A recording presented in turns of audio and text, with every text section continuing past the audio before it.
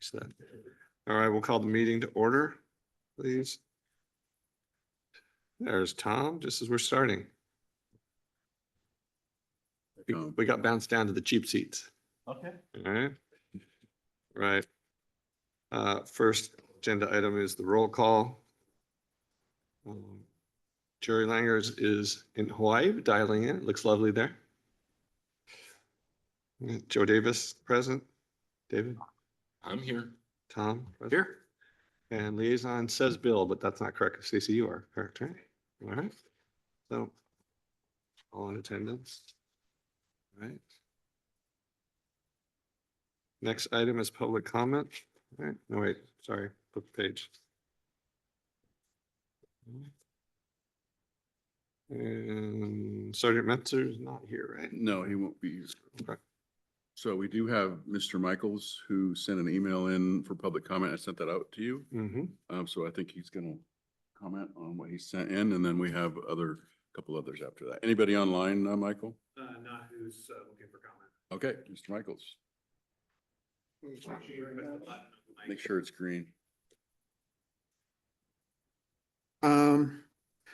I'm a big walker, fan of walking. It seems like a lot of residents in Atherton getting into walking, so it's a really helpful.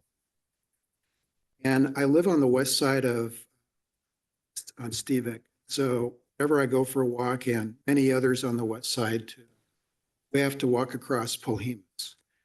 And especially towards the end of the afternoon, it's kind of dangerous. You might be able to get one lane clear and you start going over there, and all of a sudden a speeder or a normal driver or a truck. You have to kind of stand in the middle of the road to make sure it's clear on the other side. Then when you have a dog with you, in addition to that, you got to look after the dog. So it is dangerous. There are times when you got breaks when you can just kind of walk the street. So I thought there are so many, I also walk in Woodside and my wife, my wife. So there are just painted crosswalks everywhere where I notice that cars, when they see you in a crosswalk, they notice you're right away, would you, and they'll slow down.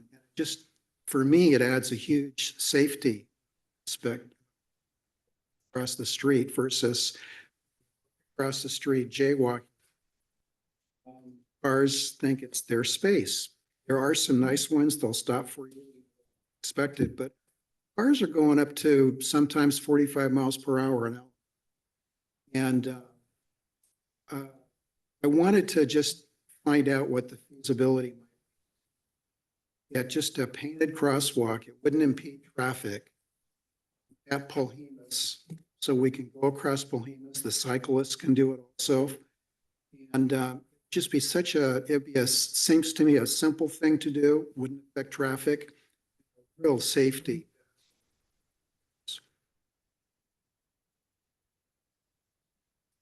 All right. I have a question. Do you have an opinion? Sorry, I'll speak into the microphone. Do you have an opinion as to which side, north or south of Polhemus, it would be best to place a crosswalk? In other words, as you're coming across, is it better to be closer to Atherton Ave or farther away? Yeah, that's an interesting question. I don't think it makes much difference, just as long as it's at Polhemus. So I'm coming from Stevick, so I'm getting on Alameda and walking north. As soon as I reach, there's a driveway there, Polhemus, looking. So I'm right at Polhemus. I don't think it would make any difference side of Polhemus or if you did center of Polhemus. But just at that point, because it's just a really popular place for people. It's a great place to walk. It's a good entry into the east side of Atherton. That location would be. And I understand the yellow light. I understand a crosswalk and yellow lights going in at Stockbridge in the future here, which is really good. I kind of see Stockbridge when I'm driving my car as kind of a more dangerous area than Polhemus, just the way everything's laid out. I personally think just a painted crosswalk.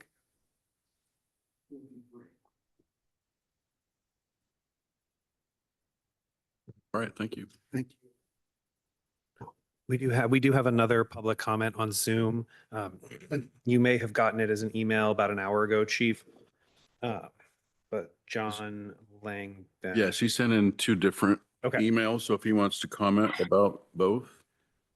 You also have his comments on your table next to your agenda packet. All right, John, you're unmuted. Okay, can you hear me? Yes. Okay. Yeah, I listened to last month's transportation meeting where the proposal of installing bike lanes on Shelby Lane was discussed. Mentioned many times was that the scope of the Shelby Lane School has changed from the time when the first bike ped plan was written till now. The assumption during the meeting was that the school now draws students from a wider area than before the change in its scope. However, missing from the discussion was data. I emphasize data in particular. Does the school still draw a significant number of students from the North Fair Oaks area that is bounded by El Camino and the railroad tracks, and two, the area served or serviced by Oakwood Boulevard, which is off of Selby Lane? I suggest that this type of data be reviewed by staff and the Transportation Committee to determine whether the proposed bike lane should be installed before the next update to the town's bike and ped plan. If you recall that the recommendation was just push that proposal off until it's reevaluated in the new bike plan. So staff and the committee will need to contact the school administration to obtain that data. In addition, the school administration, i.e. the Safe Routes to School folks, do they deem that bike lane on Selby Lane to be a priority? Thank you.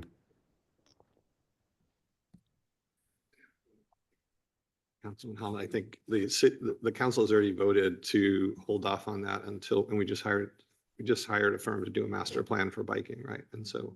Yeah, and I can say that we did ask the school for a lot of that data about where the kids are commuting from, and they were unable to provide it to us. So that, I think, was part of our struggle to make the decision to move forward with the biking.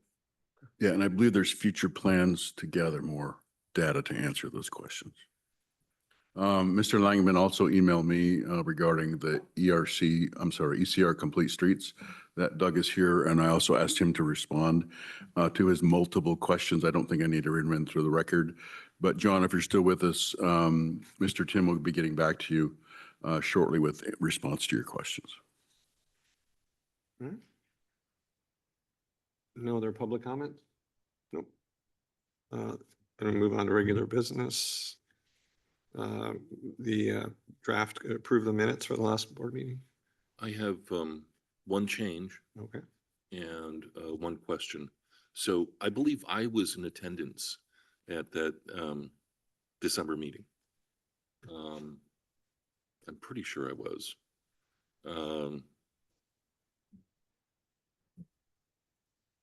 Because I was here for all of the discussions mentioned. Well, I'm not listed as being present. You were there. You were there. Yeah. Yeah. All right. Yeah. So that needs to be changed. Anything else? Yes, and then on page 6 of the packet, at the bottom, there's either a dangling sentence or perhaps a missing colon. So the next to last paragraph, the last sentence just reads, the lane width reduction, and then stops. Don't know. Perhaps just strike that dangler. Okay. All right. Anything else? Nope, that's it. Anyone want to move to approve those with those two edits? I'll second. All in favor? Aye. Aye. All right. All right. Sorry. All right. All right, next, we're going to talk about the ECR Complete Streets Project. Doug, you're up. Thank you, Joe. Committee members, wanted to take a couple minutes to give you an update on the El Camino Real Complete Street Study. You might remember back in July, last summer, we gave you a briefing on this look at this 1.5 mile stretch of road called El Camino that we all know and love. And this study is looking at ways to improve safety and provide more options for traveling down this important arterial, the backbone of Atherton's transportation system. Slide, Michael. Now, looking at El Camino is not a new idea. Can you go to the next slide? Okay. Looking at El Camino is not a new idea. Studying this corridor has been on the books for years. In fact, there's 9 plans that say that El Camino can get better, including our last bike and pedestrian master plan that suggested that looking at everything from converting the outer lane in each direction to improving crossings for safety for pedestrians and otherwise. So it's been an idea for a long time, and last year we finally began the work of taking a close look at this. You can go to the previous slide. So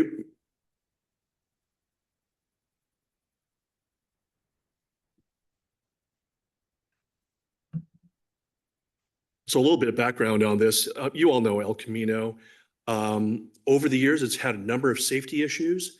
There was a 5-year stretch recently where there were 73 collisions, some of them fatalities on El Camino, mostly clustered around Watkins, Selby Lane. And as we all know, there are just no sidewalks and there's nowhere to ride your bike on El Camino. So it's been this active transportation desert for a while. So the San Mateo County TA awarded us funding under its pedestrian and bicycle program to take a close look at this. And with us today, we have Carolyn Mambaradlo behind us with the TA and Charles C. Chang from the TA as well on the phone. They've been a total partner with us. And they're providing technical assistance on this technical study. Now, El Camino is a state highway, so it's run by Caltrans. So we've got to work with them. Atherton can't do just what it wants. It's got to be green lighted by Caltrans. And so at the end of this study, I'm going to bring this before you and the council and see if there's consensus around a concept of what to do. It's important to remember that what you're going to hear tonight are not final answers. Merely, it's a snapshot of where we are in trying to develop a concept. And if there's consensus on the concept, then this will lead to the next phase of project development through the Caltrans project initiation document. And what that really means is you take a concept of how we think things should work on El Camino, and we sharpen our pencils and really dial down on how wide this bike lane here will be and what the radius of a turn will be. The real engineering details that can ultimately lead to construction drawings, but we're still relatively early in the process. So please keep that in mind. 2 slides, Michael. All right, so we mentioned earlier that the TA gave us a grant, but we also provided some in-kind funding from the town. Menlo Park also chipped in. If you think about El Camino from Renato Court on the north to Valparaiso, it fronts Atherton, but it also fronts on the county near Fifth Avenue. And of course, down towards Valparaiso, it's Menlo Park. So it's not just an Atherton study. So it's important that we worked with some of these other partners. Samtrans also kicked in some funding to do the study. And we're also working with the county, Caltrans, and Redwood City. Now, this study has 3 phases. So last July, we talked about phase 1, which is sort of the snapshot of what El Camino is like today, what the problems are that we're trying to solve.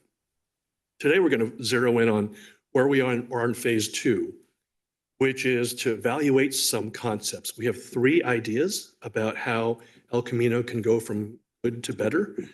And then in phase 3, which will be in a couple months, we're hoping to bring back, after we get some public input, what we think the preferred concept could be. Next slide. Okay, real briefly on phase 1. Next slide, Michael. We just want to take stock of where there are bike lanes, for example, through the area. Slide's a little hard to read, but you have a combination of class 2 bike lanes, which is just the stripe on the side of the road. And you have that network of bikes throughout town and throughout the area. There's some class 3 bike routes, which are basically just, you can ride your bike next to the roadway. There's no striping for that. Bike logo. So next slide, please.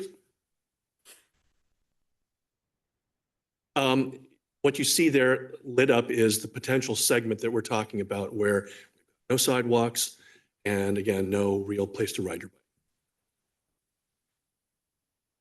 Next slide. Okay. You all know this, but in terms of the existing conditions, we did find that we did a survey and found that people that use the corridor are general population, but there's a fair number of school-aged kids and a big senior population that uses the corridor. We're talking about driving primarily, but bus and bike as well. And there's actually almost 6% of persons with disabilities. Primarily Samtrans buses, but a lot of cars too. So it's interesting, and we're keeping that in mind as we look at solutions. In terms of travel modes, 8%, almost 9% of people don't drive. They take the bus or they walk or bike. People who walk and bike on the shoulder of El Camino are pretty brave, but that number is a lot higher than we thought it might be. You're saying that, I don't know how much of the transit piece of it, but that high a population of people are walking and biking, considering the number of cars that go down that road. That was a bit of a surprise to us too. Now, a lot of that's Samtrans. That's what? A lot of that is Samtrans. Right. That's what I'm trying to understand, because the key thing is, what is the walking and biking? Because you started off this, it's all about safety, and you cited the number of accidents. And I would probably guess that 95% of those accidents are vehicle accidents, not people or bikes. Yeah. And so I would think that would be the key thing to know, is what percent of people are walking? Because I think it's probably like 1%. It's small. Okay. But you know, I've spent some time out there during the course of this project. I saw more people walking, not so much biking, than I would have thought. But yeah, we all know that it's not pleasant. Yeah. The point of that is that if we can improve some of these facilities, you know, a lot of that is pass through. People are going from Palo Alto to Redwood City. So we interpret that as an opportunity to improve things. The next bullet, I think, is a big opportunity here, which is over half the people that are going through Atherton, whether they're landing in Atherton or leaving Atherton, are traveling less than 5 miles. So El Camino, as we all know, is not really an alternative to the 101. These are people who are 2, 3, 4 miles. That's bike distance, right? If you can get it right. It is a designated high injury network by Caltrans. So for the reasons we talked about, they want us to improve safety there. In terms of traffic, big number, 36,000 vehicles drive down El Camino, both directions on an average day. We have high delay at Atherton Avenue and Fair Oaks, no surprise. Valparaiso, of course. And Selby, Tuscaloosa, Watkins, you have a little bit of backup on the side streets because, as you know, there's no traffic lights. So going Frogger to try to cross El Camino. And please jump in if you have any questions along the way. Next slide, Michael.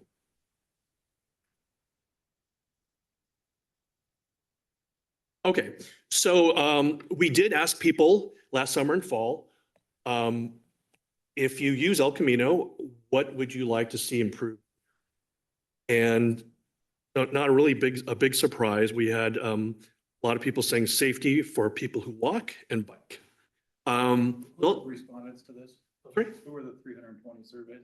All Atherton residents? not all. So this was an online survey, so we could not control for who responded. Were you able to figure out after the fact kind of Atherton residents versus non-Atherton residents, or kind of what that makeup looked like? Microphone. Yeah, to answer your question, no, we weren't able to do that after the fact.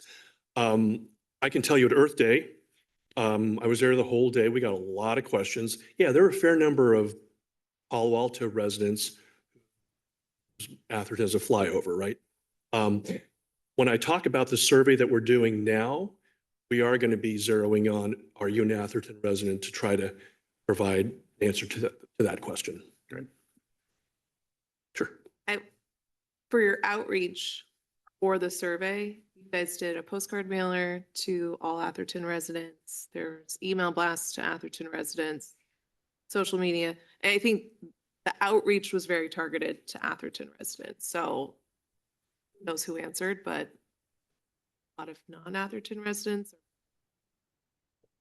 Yeah, the Athertonian drove a lot of responses. It's online survey, right? So people went to the website. That's a tremendous response from the town. 300, call it 300 from the town of Atherton. People were more fired up than we thought they were going to be. You know, what's interesting is that third bar there, safety for drivers. I know I've felt it when you're driving down El Camino in the outer lane, and you see a bicyclist there, you know, you just don't want to aim them. So anyway, the responses are what you might think. And it really validated what we're trying to do here. Slide, Michael. I mean, I challenge that because I don't think that's what, I think that's a very biased sample. I wouldn't think, if you survey the people that are using El Camino Real, I don't think that would be the response they would have. Yeah, I thought that there would be more of a car-centric response there, but Self-selection on the response to the survey, especially if you go to things like Earth Day. Mm-hmm. yeah, right. Yeah, we are going to be digging in a little bit more on demographics. Who are, you know, what is your age? Where do you live? That type of thing. Okay, so let's talk about phase 2, which is the phase we're in right now. We're sort of in the third quarter of a basketball game. What we're trying to do is. Doug, if I could ask one or make one comment first. Is this coming across? Yeah, we got you. Okay. I don't know if the importance is whether these people are Atherton residents. It's more important that these are people that are using this corridor. That's all. Right. In our next phase, we'll be able to find out who is a resident, who's not. But yeah, there's no question we're getting Redwood City and Menlo Park, Palo Alto residents. Okay, so in this current phase, Clear up the point you had the point there about people are driving less than 5 miles.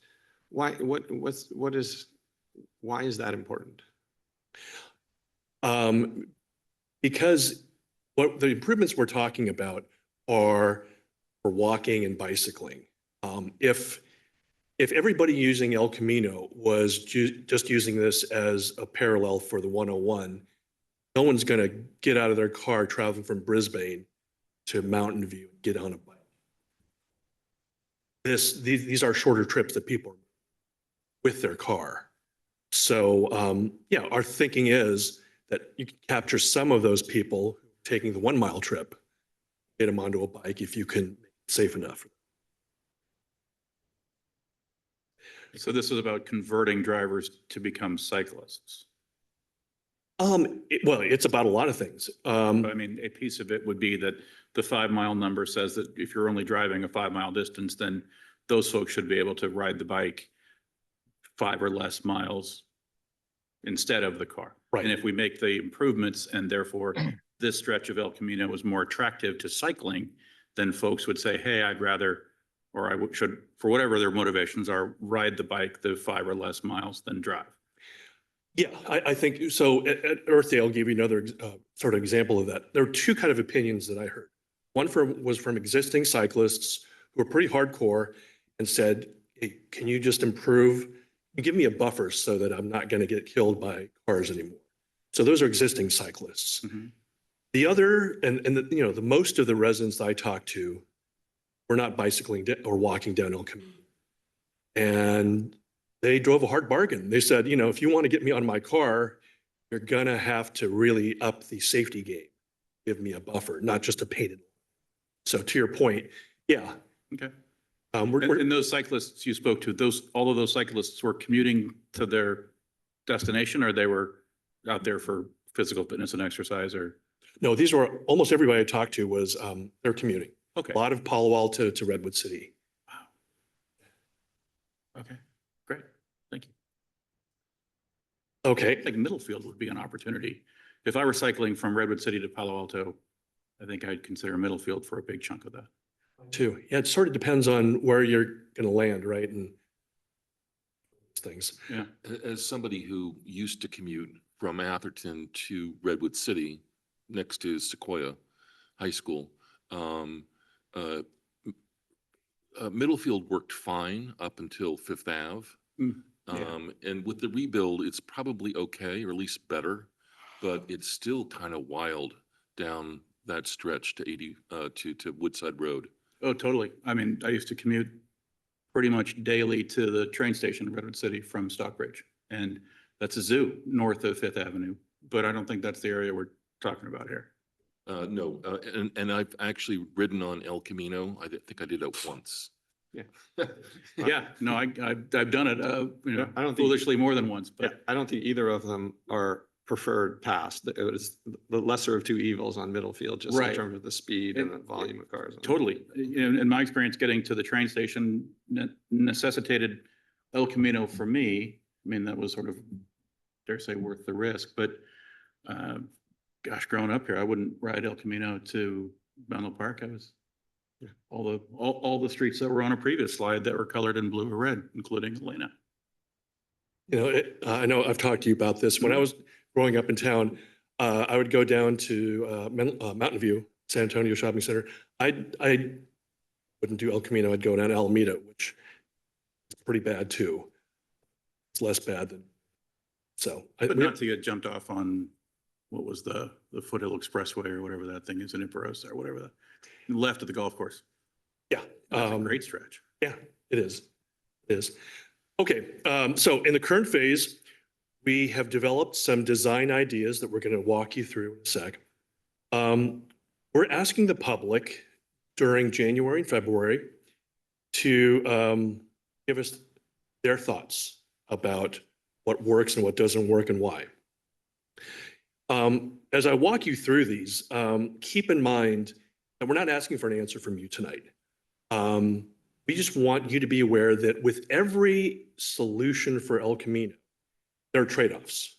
And we're trying to find a win-win, but it's threading a needle and there are trade-offs. And we are going to be gathering a lot of feedback, and I'll talk about how we're doing that in a sec.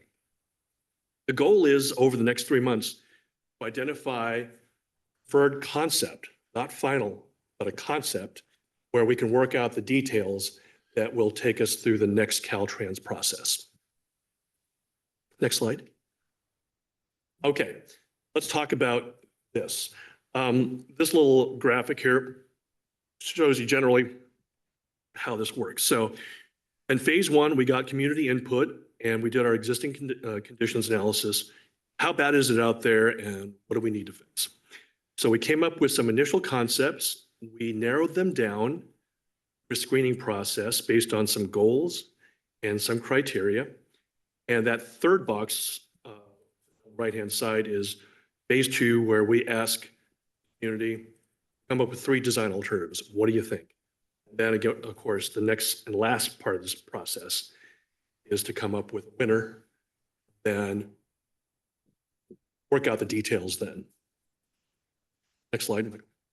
Okay, so the first of our 3 slides are concepts here. I hope it shows in this. Okay, this is the least disruptive idea. That is to basically work on the margins of El Camino as it is. So right now, I'm sorry, this is not the first concept. This is El Camino as it is today. Sorry about that. But it's gonna look sort of similar to, Be least disruptive though. it'd be super undisruptive. Already approved. There you go. We're done. Now, there are variations from this, but by and large, the main line of El Camino is 3 lanes in each direction with a median. In terms of the design trade-offs up in that upper right-hand corner, one of the boxes is obscured. But what we try to do with each of these is to say, how would this improve cyclist comfort? That's code word for improve safety. Second concept is pedestrian safety. Third is, are we taking away street parking? There's limited space out there. Fourth, does it retain current travel speeds? We've heard a lot from voters to say, don't mess up my commute. 5, does it address flooding impacts? So you all know that we have a stormwater system. The ground is our stormwater drainage system. So we're trying to fix that as well. The 6th one is let's make sure we don't divert traffic onto side streets or make the queuing on Fair Oaks or Atherton.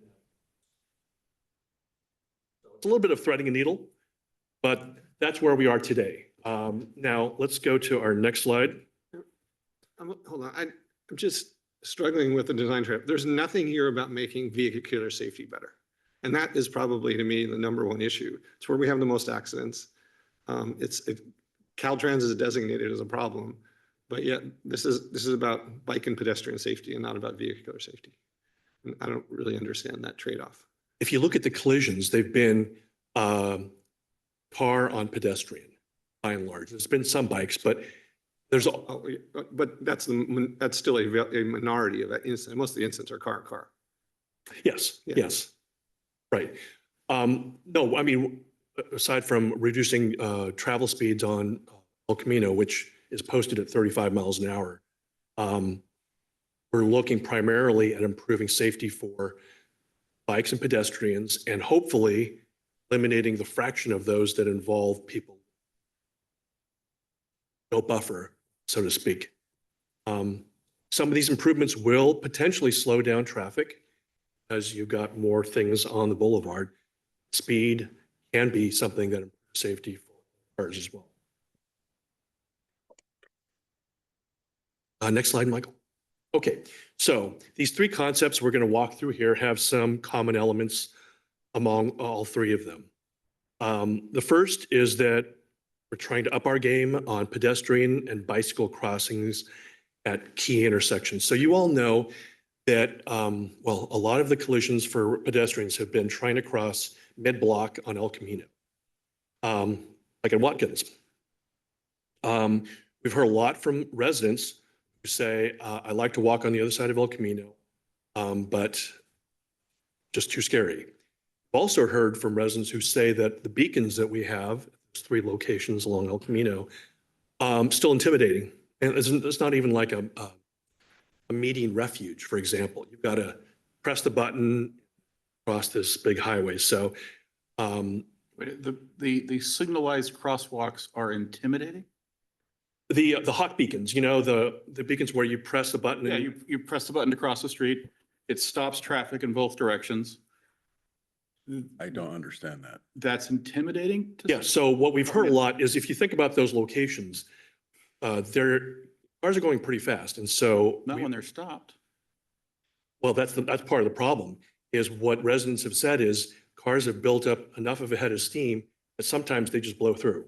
Well, that's a different problem. I think the bigger issue is people, despite us saying people understand how these work, that has not worked out. When that light starts flashing red at the end, people go and they just go. They go slow sometimes, but they don't, it's supposed to be a 4-way stop effectively, right? And they ignore that completely. And as soon as that stop goes from red to flashing red, people go. And I cross it every day. And that's one of the reasons why it's a problem. And that's where people feel threatened and that lasts. I also think we've heard that people feel threatened that they don't feel they have enough time to get all the way across, and there's no place to stop in the middle in case they got stuck, because there's no median in a bunch of places. So There's plenty of time to get across Yeah, well. from our monitoring. Yeah, And you Depends on- shouldn't need a refuge area, from what we've observed. I would but- agree, but I think you hear that especially from some of the seniors. But when you say a lot, you gotta be careful. I think when you say a lot, like, what does that mean? Like, you've said a lot of car pedestrian injury collisions on ECR. We've had two since I've been here in 10 years, one prior to that. So when you say a lot, I mean, that's misleading. I think. And those two, Chief. I'm not discounting that there were serious accidents when someone loses their life, but when you say there's a bundle or a cluster, I pay attention because it's like, okay, wait a minute. I think we're exaggerating a little bit, but. And either one of those two at Watkins? The one at Watkins was the pedestrian, all three that have occurred since I've been here have been two pedestrian fault. The one prior to me arriving, it was probably 15 years ago, 10 years ago, was also a pedestrian fault of the pedestrian. And location wise, I know Selby is a bad area. They were all three in hours of darkness too. Okay, but if there was one at Watkins, I don't remember it. There was Not that one I'm- about 4 or 5 years ago. Okay. I'm going to show I you, think that people sometimes really question whether people are going to stop at those lights. And they don't want to go out and cross 3 lanes of traffic. And then they come to the next lane and somebody doesn't stop. It requires a certain amount of confidence in the drivers, which I think understandably they lack. so if you take a look at your screen here, we did a little scatter plot just to show you the crashes that were monitored between 2018, 2023. It's a 5-year period. You can see where they're located.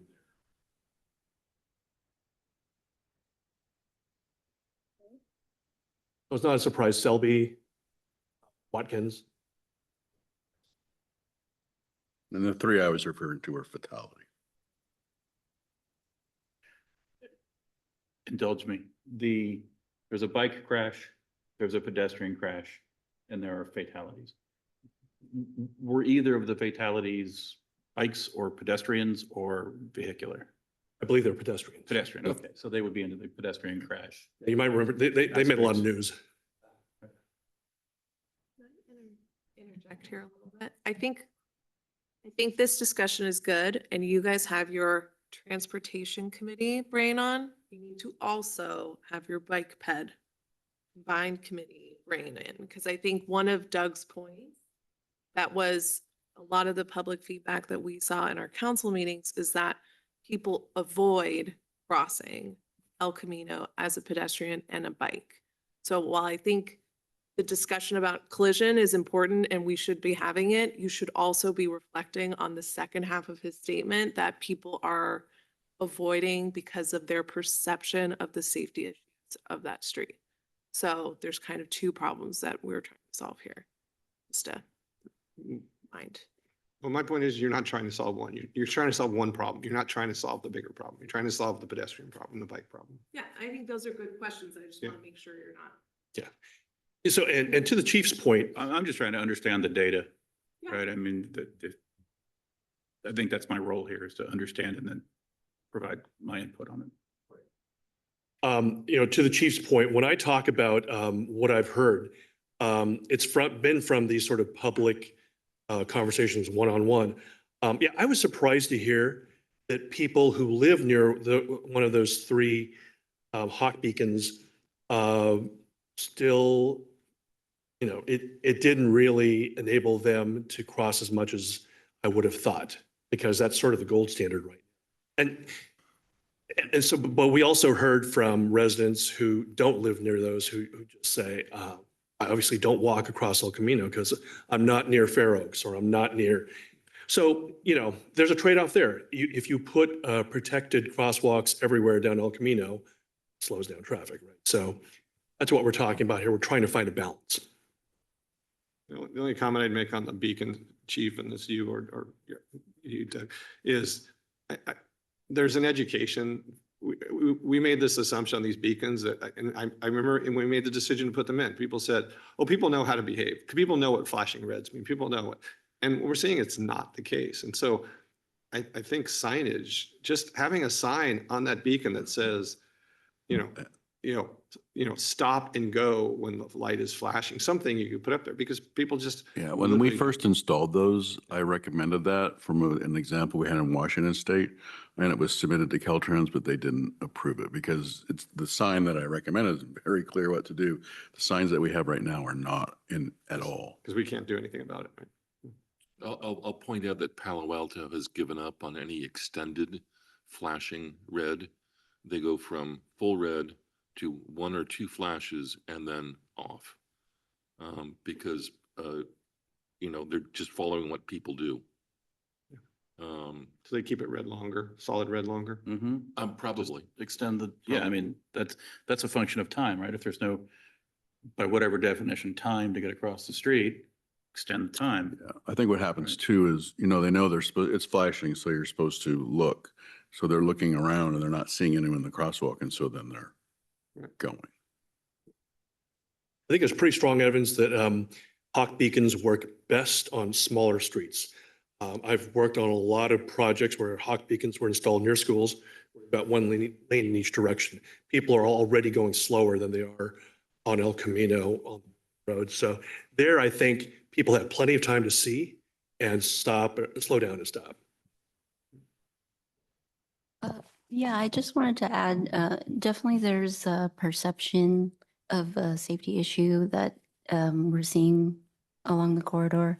But looking at the crash data, the numbers may seem small, but when you think about the proportion of users versus the number of collisions, we're seeing that it's a highly disproportionate number of bike and ped collisions compared to users. And then also looking back as far as 10-year data, the number of collisions for pedestrians and fatalities for pedestrians is relatively higher per resident across the Bay Area. So it's definitely something that we're seeing in the data as well as hearing from the community. No, and I am absolutely not against improving bicycle and pedestrian safety, but looking at this without also looking at ways to improve vehicular safety. I'll tell you the one there are a few places where there are left turn lanes where people coming in on El Camino where they have a lane to pull into. They're very short, so people have to then whip into traffic. And there are plenty of left turns on El Camino where there aren't those lanes. And so it's tough. And so that would be, is that being considered that there are more of those lanes in the middle and longer ones where people have more of a chance to accelerate into traffic would be something I would hope would be considered as part of this to make it safer? The short answer is yes. The next phase with Caltrans, where it's much more design oriented, is going to look at a lot of things like center medians and frankly, some of the left turns from side streets. Okay, a couple other common elements that you're going to see. People said better lighting on El Camino. If you're going to put bike and ped there, make it safer. And then improve bus stop access. If you're disabled right now, a lot of the stops in El Camino are not EDA. So we want to. Okay, next slide, Michael. This is the first concept, and this is the least disruptive. So it is to not touch the 3 lanes in each direction on El Camino, but add sidewalks. And because of the limited right-of-way, paint in a striped bike lane between the sidewalks and that outer lane of traffic. So the upside is you have continuous sidewalks on both sides of the street. It would, the sidewalk wouldn't be as wide where you have utility poles occasionally and things of that sort, but we would try to make it as uniform as possible. We would have one-way painted Class 2 bike lanes on each side of the street, but no vehicle lanes would be removed or converted as part of this. This is the constraint that we're dealing with on El Camino. Unless you're going to take through eminent domain property, you've only got so much room to work with here. So we wanted to put that out there. Now, in terms of the 6 goals we had talked about, in terms of cyclist safety, yeah, putting paint on El Camino is not anyone's idea of safety. In terms of pedestrian safety, yeah, you would get a sidewalk. It would be the most narrow sidewalk we could squeeze in. In terms of maintaining street parking, most street parking that's out there, mostly in Menlo Park and near Fifth, not Atherton, would remain. In terms of travel speed for motorists on El Camino, this really wouldn't change much for drivers because you'd have 6 lanes still. In terms of addressing flood impacts, all of these involve some type of curb and gutter, right? So part of this process that is not dealing with the surface of El Camino is putting in some type of stormwater drain system. So that would be built into this as well. And then finally, Go ahead first. I'll ask in a minute. finally, in terms of traffic diversion on side streets, this really wouldn't tinker with what you see out there today. Doug, I had a question. When we have a road that has 3 lanes in each direction, not considering lane width, does this produce traffic that goes faster as opposed to 2 lanes in each direction? And the second part is, what is the current lane width and what would be the lane width under this scenario? Take the second part first. We're primarily talking about 12-foot wide lanes on El Camino. There are some stretches where I think it shrinks to 11, but primarily it's 12, which is the standard Caltrans design. Is it now? 12. Okay. The first part of your question. So this goes to your point, Joe, but just about traffic safety in general. You've heard the term traffic calming. One primary tool for improving safety is reducing speeds. We haven't talked about changing the posted speed limit of 35, but a couple things can potentially reduce how fast you drive. One is the posted speed limit. Second is a narrower lane. So if you went from 12 to 11, I don't think Caltrans will buy off on anything less than that. But yeah, people drive a little slower. Now, to your point, Jerome, these are the details that will be hashed out. I think we're just asking people, what do you think as an overall concept? We'll work with the details in our next phase. Okay, so this is the easy option that doesn't really address the problem we're trying to solve entirely. Next slide, Michael. Okay, so these next 2 slides look at converting at least one of the lanes on El Camino. This one here looks to convert each outer lane on El Camino. It's a 12-foot wide section, and it looks at, well, what could you do? 12 feet of. So in this, you would add wider sidewalks on both sides. You would have a one-way bike lane on either side of the street.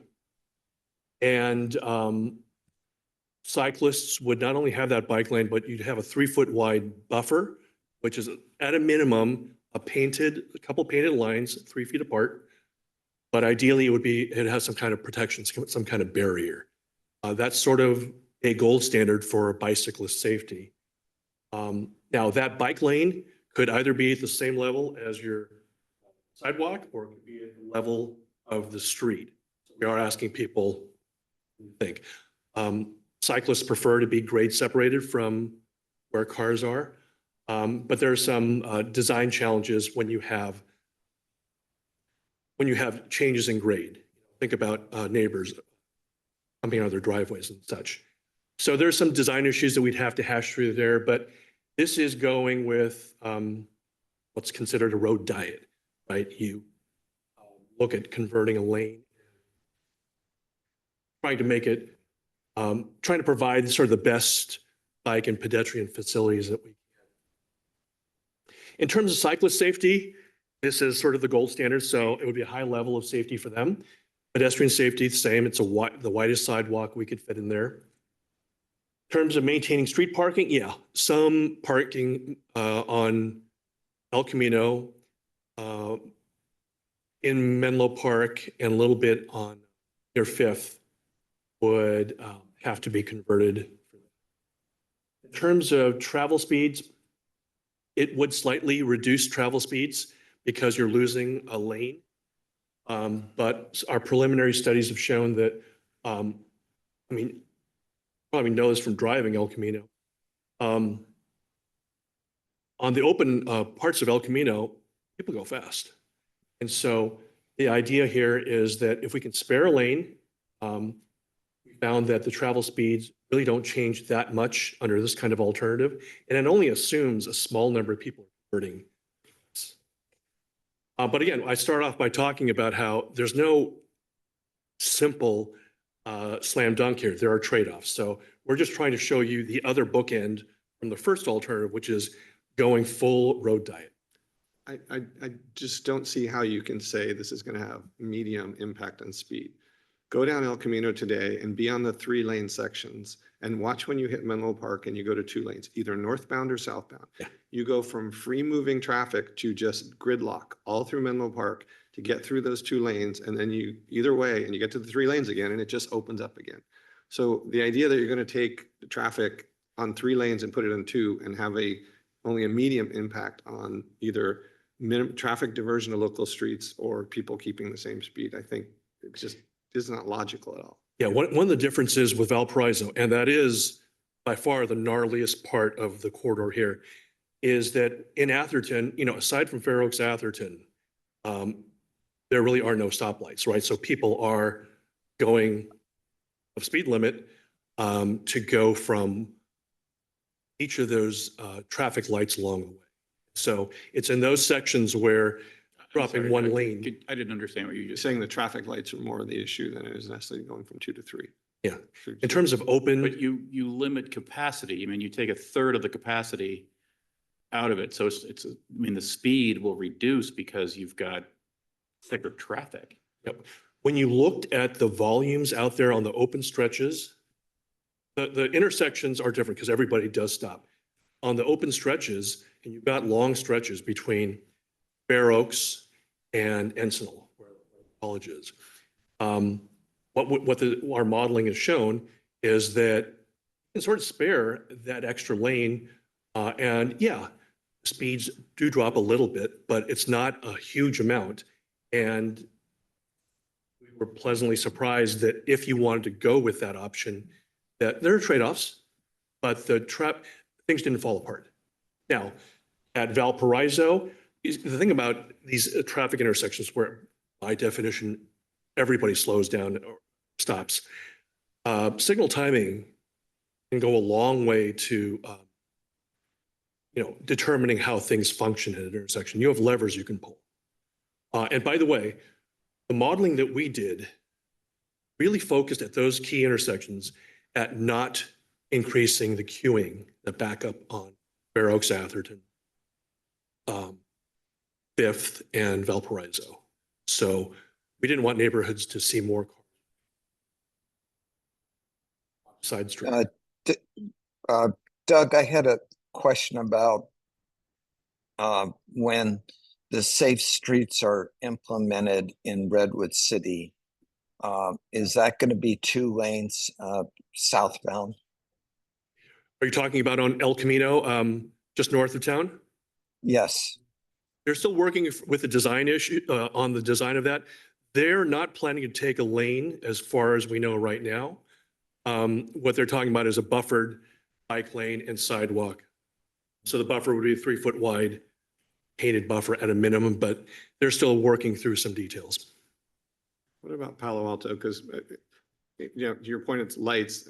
Palo Alto, south of Embarcadero, or I'm sorry, south of Oregon Expressway, is 3 lanes with lights, and it flows much better than Menlo Park does. And so there's just as many traffic lights, in fact, maybe more. But you don't have the kind of backup we have in Menlo Park. Yeah, that's been my experience too. I'm not a traffic engineer. I'm not sure why, but I generally find the same thing. Okay, so again, Do you know with this with the Caltrans plan for El Camino in Palo Alto, what are they doing? Because they have mostly street parking along El Camino, but no bike lane and sidewalks already. fortunately, I don't really know what happened down. I believe the final plans reallocate the parking space for bike facilities. Businesses love that. Yeah. Anyway, so this second option, consider it a bookend to the first, which is lane in each direction. So our third option here is to split the difference. It's sort of a, so under this option, you would still have wider sidewalks. And what would happen is you would take outer lane on El Camino, in all likelihood, northbound up to about Fair Oaks, roughly. And on the southbound from Renato, Selby Lane. You know, basically you would transition from a lane taking right around the middle of town, which is Fair Oaks. So it's an attempt to sort of split the difference between full road diet and doing no diet.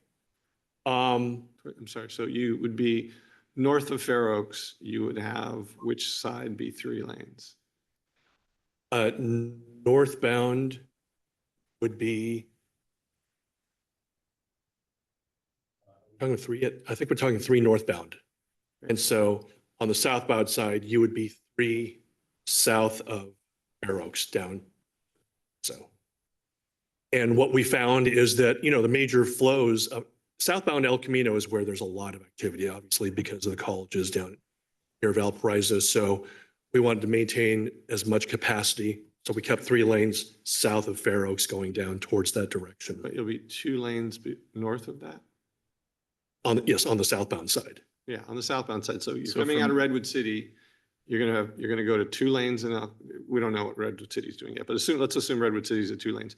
You're gonna be 2 lanes southbound on El Camino. From through- Renato from Selby Yeah, Selby, south to Atherton Avenue. and at Atherton. And then you're going to jump down to, up to 3 lanes, Back to 3.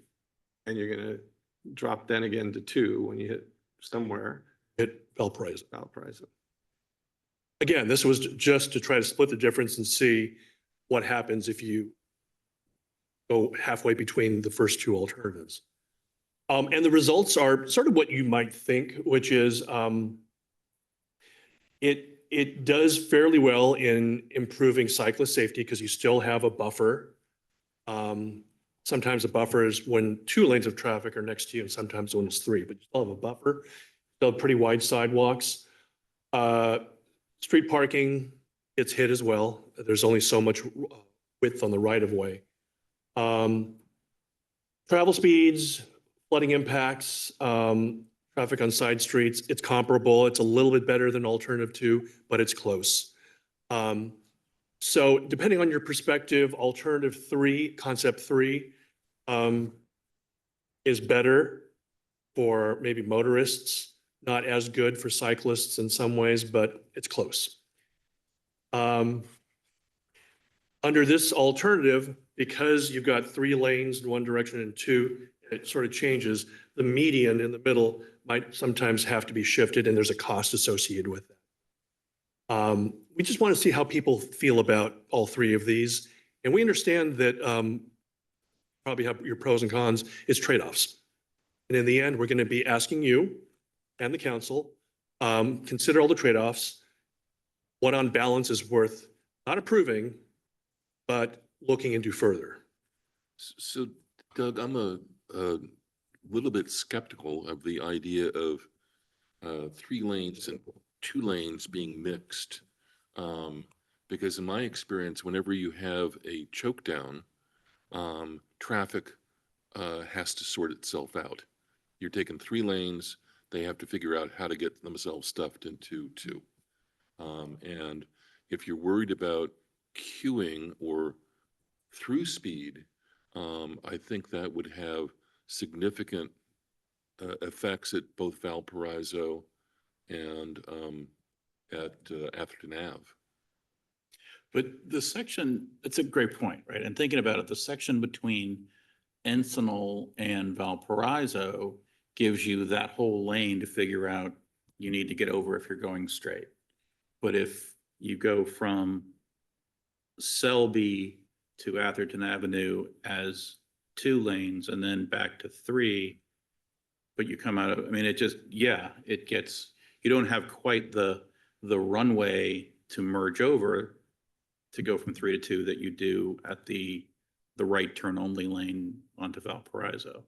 And that section from Selby, or I guess it's Renato, to at least sort of north of Stockbridge is some of the wide, I mean, that margin on the shoulder of the southbound side is the widest in our whole town. And then it narrows up at that sort of Stockbridge to Stockbridge to Almondral, and then it gets, normally tight from Almondral to Atherton Avenue. So to take it, yeah, so that just. Yeah, I mean, that's been my experience too, is that, traffic from Selby going down toward past Stockbridge and all that, cars are going fast there. So, yeah, we think that if you took a lane in that section, it's going to have less of an impact than if it's down closer to where things start to tighten up a little bit. It's, again, trade-offs. And so what we wanted to say is this is doable. It's comparable, number 2, but what do you think? So let me go to the next slide here, because we're asking the public to chime in on all of these. So right now, on the Atherton Town website, we have an online survey asking people everything that we just talked about, and of course, who you are. The Athertonian, which is going to get mailed out, I think it's going to be in your mailboxes maybe this Friday, is going to hopefully drive a lot of people to this to the website. We've got social media. We've got all the sort of normal ways of getting out to people. We're going to be keeping that survey open through the end of February. We've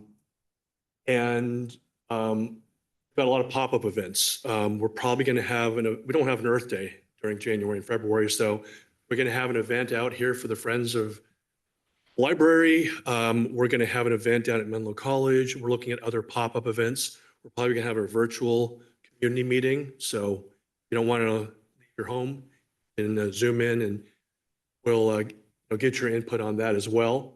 Yeah, we want to refine these concepts, develop layouts for each alternative that are responding to the concerns that you and others are going to raise. So if there's consensus built around which of these alternatives makes sense for further study, we would continue to coordinate with our neighboring cities and work through the Grand Boulevard Initiative. Some of you may be aware that the GBI next year is going to be taking real close look at the design of the entire El Camino. And we can be part of that. So the design issues that we all want to see sussed out would be done probably through the Grand Boulevard Initiative design process. So we're going to consider the technical constraints that we know are out there, public feedback, and overall performance, and come back probably to this committee in March. So see in 60 days with what our thoughts are about things on balance. So go to the website, chime in and all that. We've taken notes on everything you said today. And at your March meeting, we'll get your feedback and bring it to the council. So that's way too long of a presentation. I have one more question. So this mix and match middle position that you guys took, did you actually look at completely a north-south from the northern end to Valparaiso of just either 2 lanes northbound and 3 lanes southbound, the full distance, or vice versa? We did as part of our first phase where we looked at like a dozen different mix and match options. That didn't work because, El Camino, right around Fair Oaks, it has different different characteristics, and we thought that devoting 3 and 2 the whole way didn't work as well as this. Now, we were totally aware of what you guys talked about, which is you don't want streets that do this. And so we're talking about one point, probably in the middle at Fair Oaks, where you make that transition, where we try to keep 3 lanes where we need it the most and go to 2 where we. Thank you. Doug, do we have any data on what the speeds are on El Camino presently in Atherton? We do. We have speed data. Overall, when you look at the whole corridor with the signalized intersections, you get speeds that on average, this is an average, are 20 miles an hour or below. To me, that's less instructive than what the speeds are in between traffic lights. And you do get average speeds that are closer to the posted speed limit. Closer to above or closer to below? It depends. Some sections is higher, some sections is lower, but it's not 45 miles. That's the median speed. Caltrans just completed their speed survey. Hadn't been done since 2012. So they did it in December of 2024 and the critical speed was 38. That's the critical speed, but it's not. You will Is have that your, the 85th percentile? yes. Okay. Stacy hit it. And Doug, are we, between concepts 2 and 3, what is the difference in the sidewalk width, the bicycle lane width, and the automobile lane width? Pretty comparable on on those 3 points, with the caveat that under alternative 3,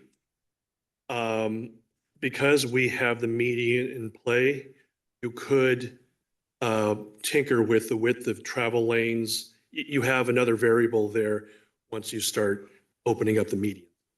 But general answers are we're trying to keep them comparable between 2 and 3 for bicyclists and pedestrians. Okay, thank you. Stacy. Explain how you do your traffic modeling. I think we're all having a hard time visualizing traffic impact for this, and like what is your process Yeah. for looking at into that? So it's a 2-step process. The first is we look really sort of big picture, we pan back and we say, okay, what's happening around us in Redwood City and El Camino, everywhere else on the freeway with the major system. And we look at how that's going to be impacted in the future as population, so forth. And then we look at things like diversion off of El Camino. And so at that point, we look, a lot of people have said, well, I don't want cars ducking out off El Camino onto my side streets.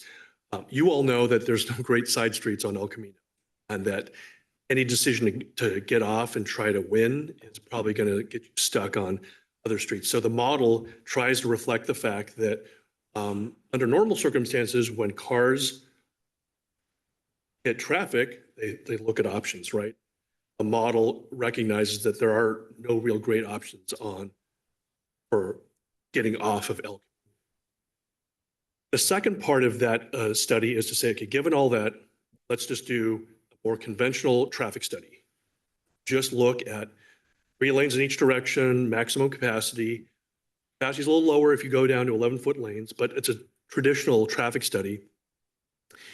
You make some assumptions about how many people will get out of their cars if you provide primo bike and pedestrian lanes.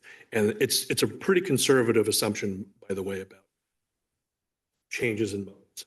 So you look at reduced car volumes on 3 lanes or 2 lanes, depending on what the alternatives is. And it's a basic volume over to capacity calculation. It's math. There are some assumptions made about how people will change their behavior when certain things happen. That's sort of the X factor of any traffic study. But now getting more technical, I'm not sure if I'm answering your question. It's Just at one point, platooning was explained a lot easier upstream, if the whole thing is 2 lanes, flow is very even because you're not contracting, expanding. So I'm just, I think part of the problem, the traffic issues with the Valparaiso intersection is that we are taking 3 lanes of traffic, condensing it into Menlo Park's like light fest that is not very well timed for people going this direction through Menlo Park. So I'm just trying to understand how you guys, like, just like thinking physics and envisioning what it's like minute hourglass where you're like, lots of sand, narrow, less sand, more narrow, more, Yeah. how's that?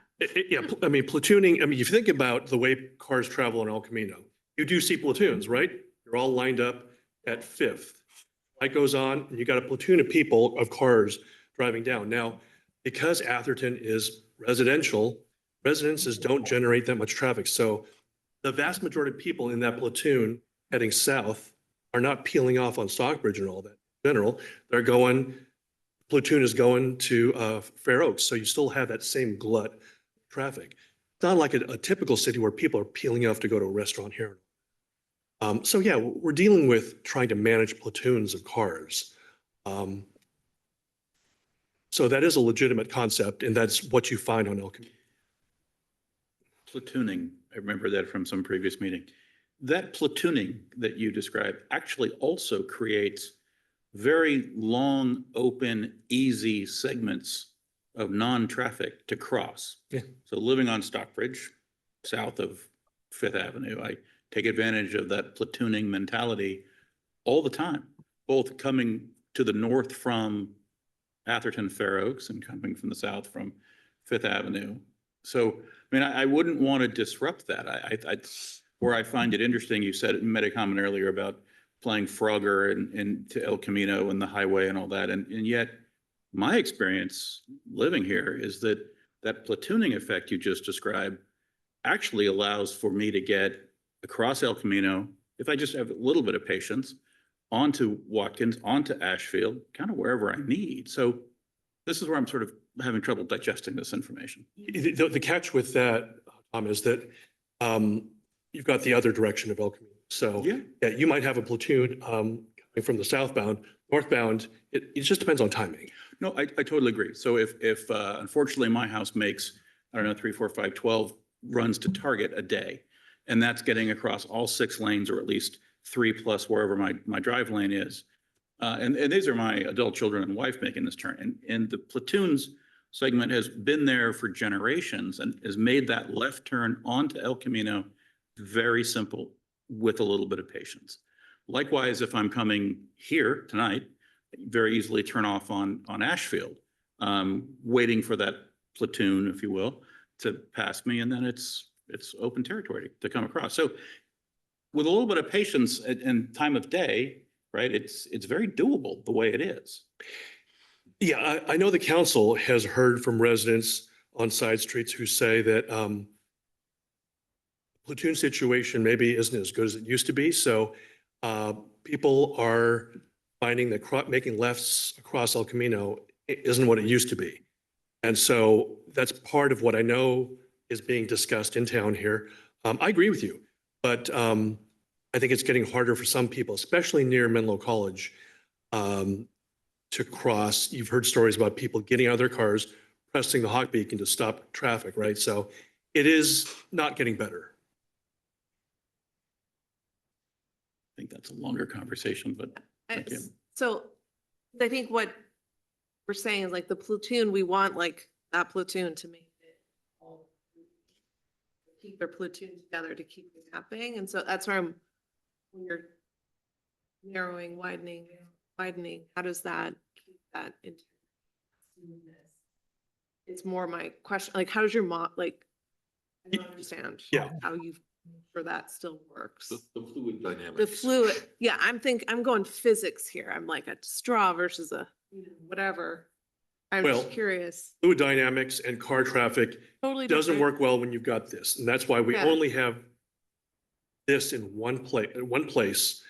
And so again, our thought was you might, if you're going to convert a lane, let's say in southbound, better to do it on the segment on the north side of north part of El Camino where congestion is better than it is south of there. And so the traffic volumes that we see there can work with 2 lanes of traffic better than if the 2 lanes were on the south side, the south end of El Camino. Meaning, we just tried to look at taking the half of El Camino where you go to 1 lane where we can afford to take a lane. So you guys looked at it. Yes, it's a volume to capacity kind of thing. There are trade-offs. If you want, so I mean, you can see the moral of the story is if you want to provide safer alternatives that address the question that residents have said, which is make it safe, because otherwise I'm not getting a car.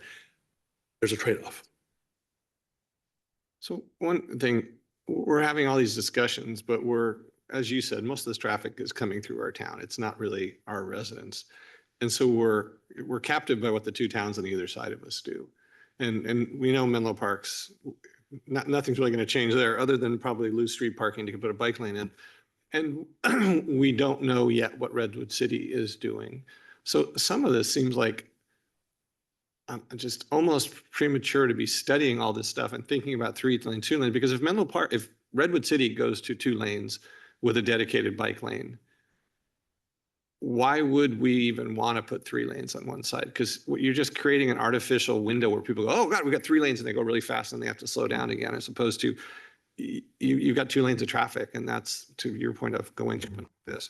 So it seems like the initiative you want to spend the money on is I call you a GBI. What was the broader study of before you're spending all this time thinking about these alternatives and then finding out that, our neighbors are going to only allow 2 lanes anyway. So No, it's a good point. We've talked to both of our neighbors, and it's interesting, they have looked at this. They're part of El Camino before us, but they have not pulled the trigger on any design options. And as we've met with those 2 cities, we've had members of committees like this and residents say, Menlo Park, we need to move forward on something. So all 3 cities are saying the same thing, which is we need to move forward in a holistic way. And that's why this next phase with this project through the Grand Boulevard Initiative, where they're going to look holistically at everything, allows each of those 3 cities to get off the dime and make decisions with complete information about what the other partner is doing. So we don't want to create cross-border inconsistencies. It needs to be seamless. Yeah. And then the other one, I never really understand Caltrain and our ability to what we can do. We're talking about all the studies, we're talking about all these things, but yet we can't even put a sign up at a beacon that says, here's the way the beacon is. So how much flexibility do we really have in terms of redesigning El Camino Real versus Caltrain designing El Camino Real? Yeah, I mean, Caltrans has historically been very conservative. Yeah. They're at the table in this conversation. They know that this idea of doing something to rebalance El Camino has been on the books for a while. Yeah, we're gonna have to meet their design issues in this next phase. We're not pretending it's going to be easy, but we want them to understand that there's a greater good we're trying to achieve here, and we're just trying to find that balance. But ultimately, they're going to have to sign off on this.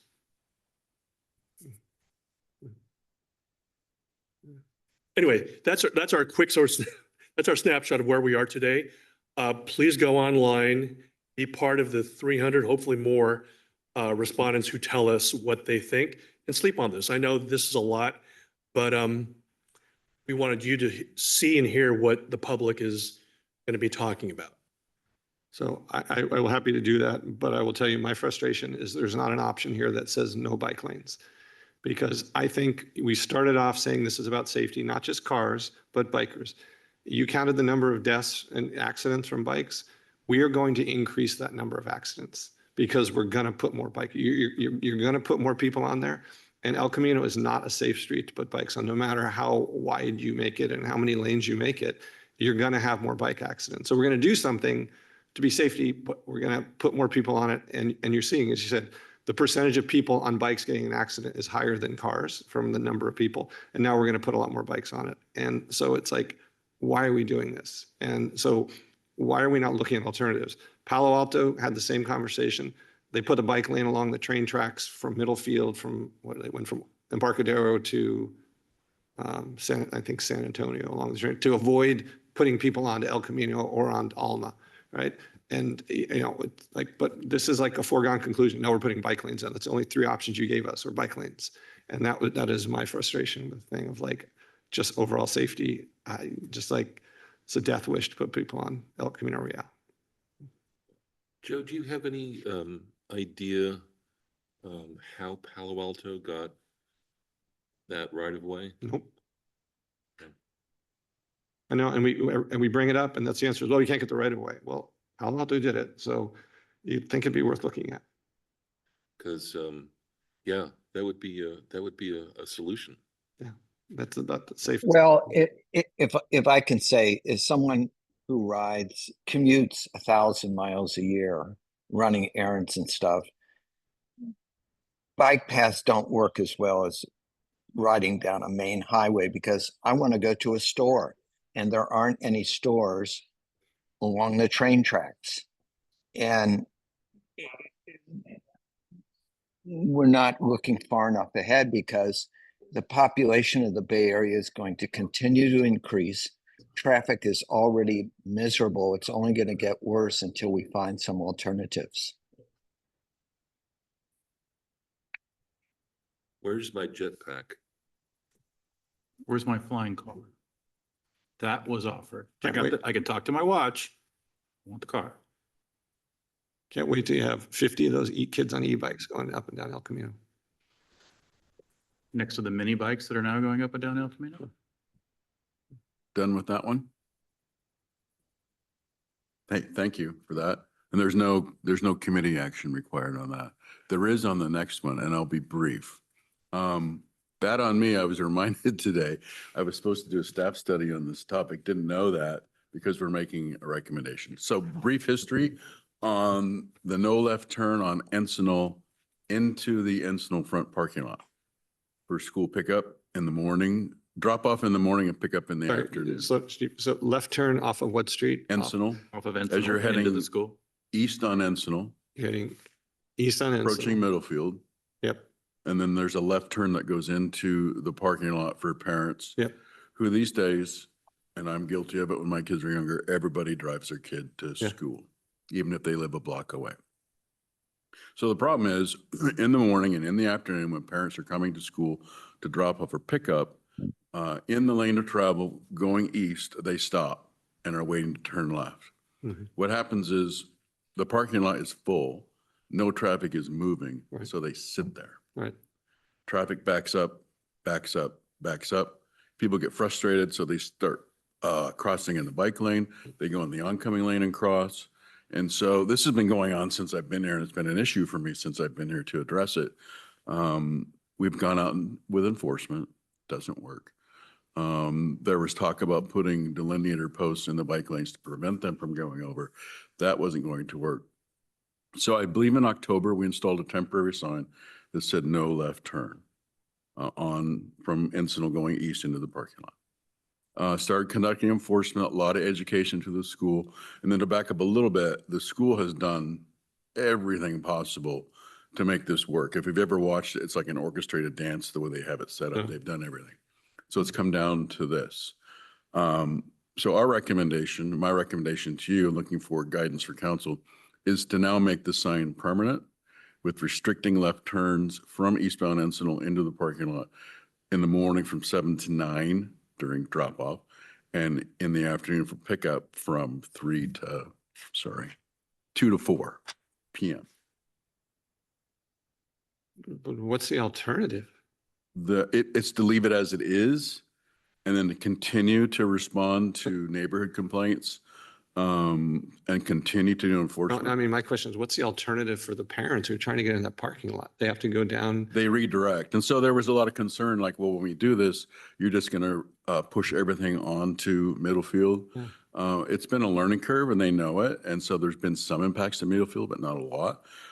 We have dramatically reduced the issues on Encinal, which we're lucky that there have not been any collisions with kids and bikes with everything that's going on at those times. But if you've ever watched it, and I've gone out, it's Oh, very, I- it's very frustrating. I went The there for 6 person years. sits there, and unfortunately, they can legally sit there, so we can't say, hey, you move, which I've done in the past, because they're creating a backup and a hazard.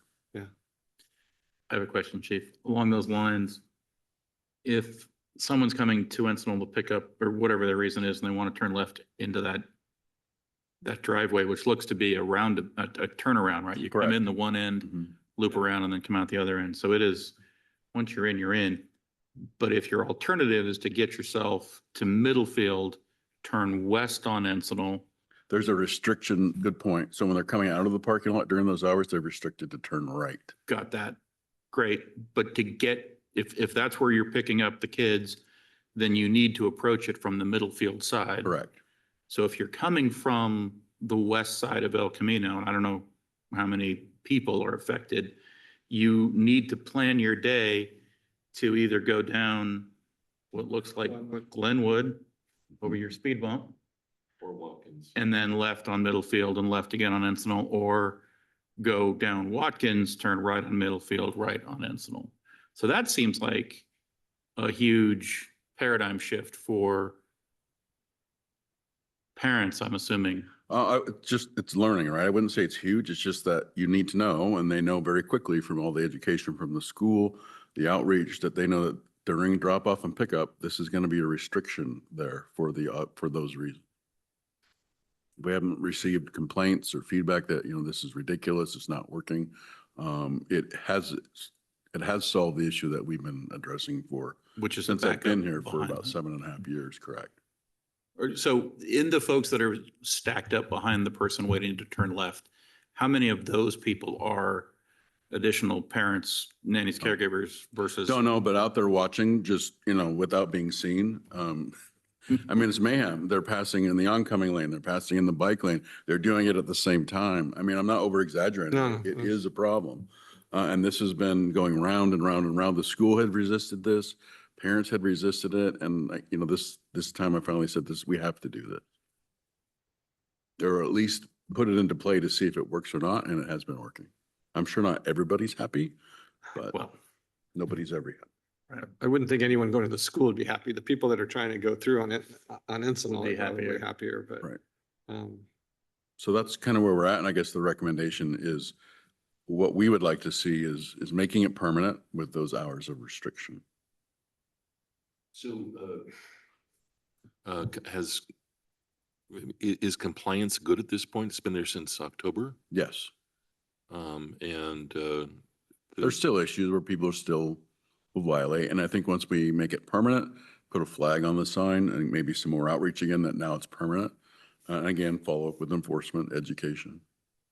Okay, so I just need to go over there and I drop my daughter off every day. And so I go down Laurel to Encinal and I turn left because I'm going to Sacred Heart. But it's a line of cars turning right still onto Encinal. So I haven't seen any change in the amount of traffic going down Encinal in the last 2 years.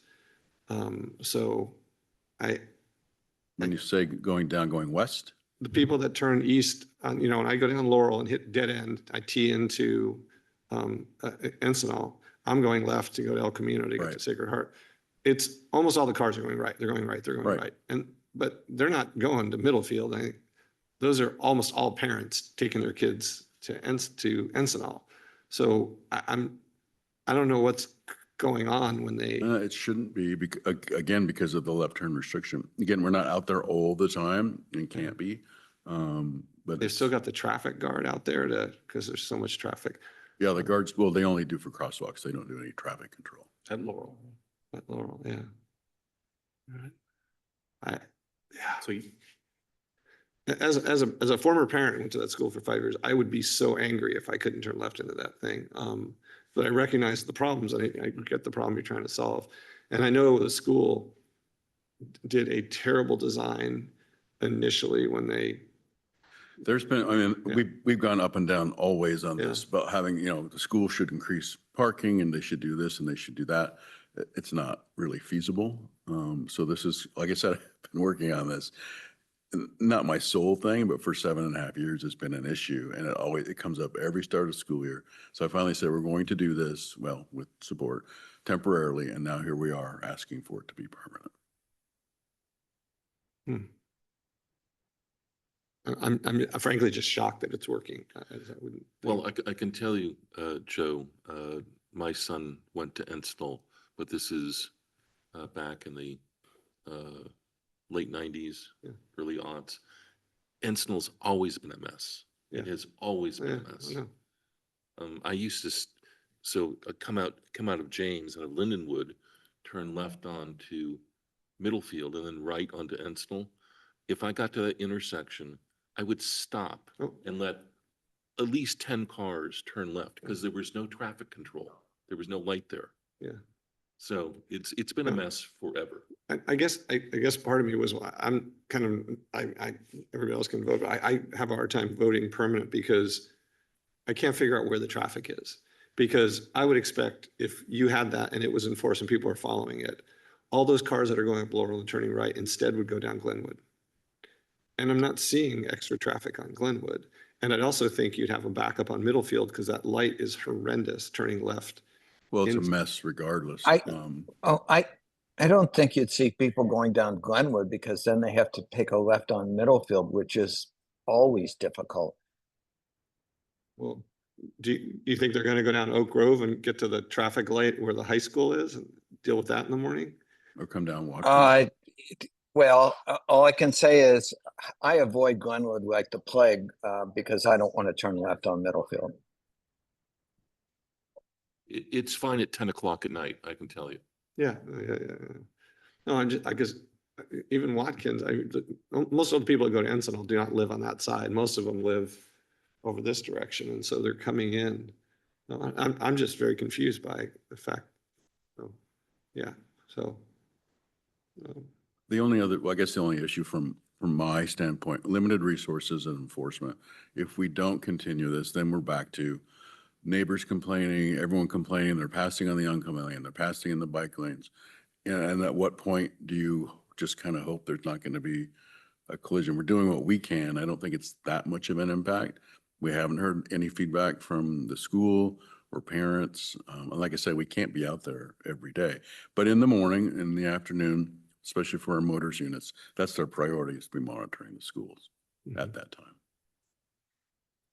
And this gives you something enforceable, right? If Correct. you're allowed to stop in the lane of traffic and wait for, an opportunity to safely turn left, so that's not doing anything wrong. And they can be sitting there, if you go out and watch, they can be sitting in that lane for a long time. And then the backup, you get 20, 30 cars back, and then here they start. And so we're just trying to head off what could be, we've been fortunate so far. So this gives you the ability to tell that person not to wait to turn left, but to keep moving. No, you Or can't if they tell them. turn left. Yeah. And if they're standing there waiting to turn left, yeah, you can be ticketed. It's illegal to turn. With the sign, it's illegal to make that left turn, so keep going. Without the sign, it's not illegal, it's a traffic nightmare. Correct. So you need a motion. Well, a recommendation. So this is not saying that we're going to do it, to be a recommendation, yes or no, Yeah. for council to consider. But I Yes or think no? in our parlance, we need a motion to recommend this to. Yeah. Right, so I Right. would be happy to make that. I don't have a dog in this hunt, never went to that school, then no kids went to that school, so I'm happy to make the motion to approve Chief's recommendation, and then you guys can wrestle with a second. I'll go ahead and second. Okay. Sorry, All in Joe. favor? No, that's all right. Aye. All in favor?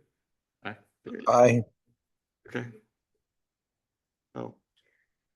Okay, Jerry, you're voting. Yes, Yes. Yes. Yes. I am abstaining on this one. Oh, okay. No, I mean, I don't want to vote no, but I want to go look at it because I do not understand it, how it's working. You will if you go watch. No, I'm going to, I got All to right. get my wife to take my daughter to school so I can go down there and watch.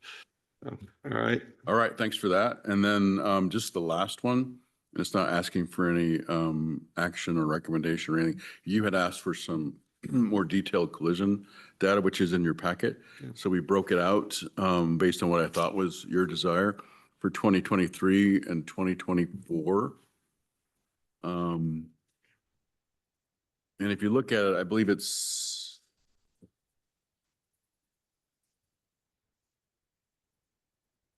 so for 2023, total of 67 collisions. 2024, we had 70. So count on average, that's about 5+ per month. For the millions of miles that are driven in Atherton every day, our collision picture is surprisingly low, especially if you look at of the 48, I'm sorry, it wasn't that. The majority are non-injury, minor injury. We only had one in 2024 that was severe and 0 fatalities. So we're very fortunate to have a very good low crash picture. And then Joe, this might help with your comments previously, I think all of us, about the study on ECR. So for an ECR, for those 2 years, we had a total of 48 collisions. That's 2 per month on ECR, which to me is shockingly low. Of those, 28 were minor injury, 19 non-injury, 1 severe injury, and 0 fatality. And with a critical speed of 38, it's still, it seems like if you're just coming through that can't be possible. Those are similar statistics from years previous to that. So I'm not sure what else could be done to improve the traffic safety or the car safety. I think it's pretty safe for the 3 cars. So. And if you look at the statistics, it's the usual suspects at most of the locations, and we're familiar with those, and that's where we concentrate our enforcement action. Does this breakout help you? Is that what you were looking for? That's helped me. It helps us as well. I think it was a great suggestion because we look at it monthly, and now we have this, which will continue as we go forward, having this breakout.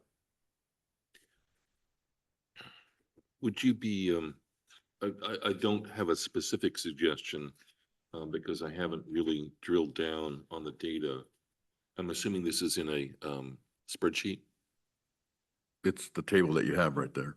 And it starts with the most frequent each year by location, then breaks itself down.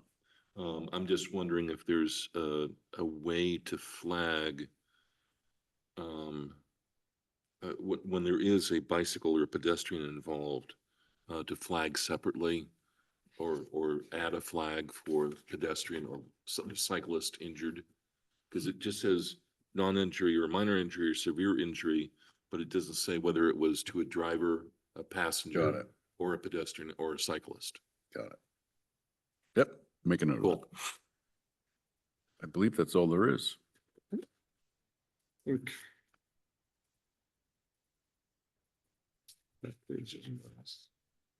Yeah, I had, thanks for the data. Yep. That's really very helpful. Oh, and then we sorry. The monthly traffic report that we did for December. If you have any questions about that, I didn't see any anomalies on it.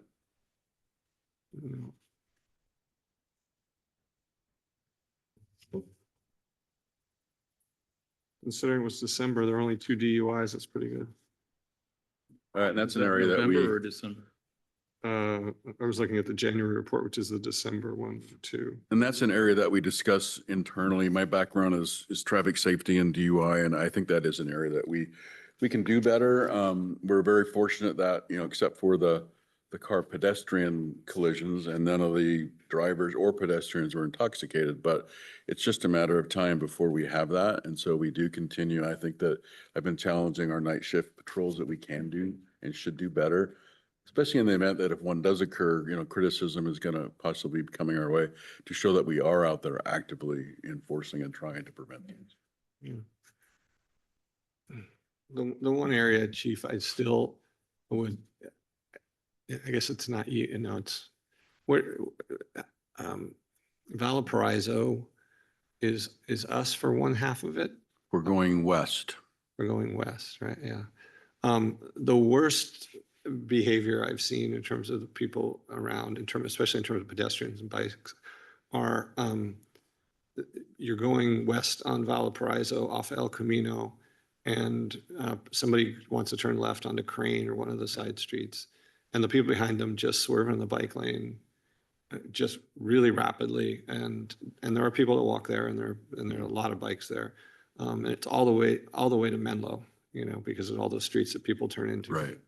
And I'm just shocked. I mean, that's again back to educating people, and you can't really do this, but yeah, I get so frustrated at people crossing into a bike lane. I mean, most people, I think, don't realize it is a very large offense to get a ticket for crossing into a bike lane. Right.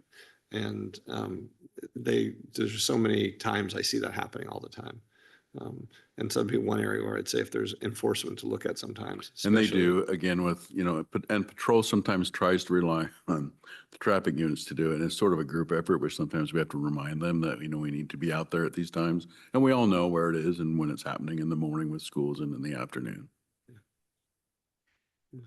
All right. Any other question? Anything else? I think we're. Got nothing. I have a request of the chief. Thank you for this data. I have another data You project. want to ride home? No, we're going opposite directions, but a data thing. I would like to do something similar, but relative to citations. So, over the course of a month, spanning, a year, whatever is convenient, but, when in the month is a citation written, what time of day, where, what type of infraction, and was it a warning or a cite? So that we can kind of extrapolate from that, the heat map of where traffic enforcement's taking place, how often, what's the saturation of that through the course of a week? Or a Yeah, I month understand or a what you year. mean. I'm just thinking that might be a heavy lift I need to look at what IT related that we can have to assist us, because that's quite a bit of data. Okay, well, you get the idea what I'm after, and if that's something that is, within means, that would be great.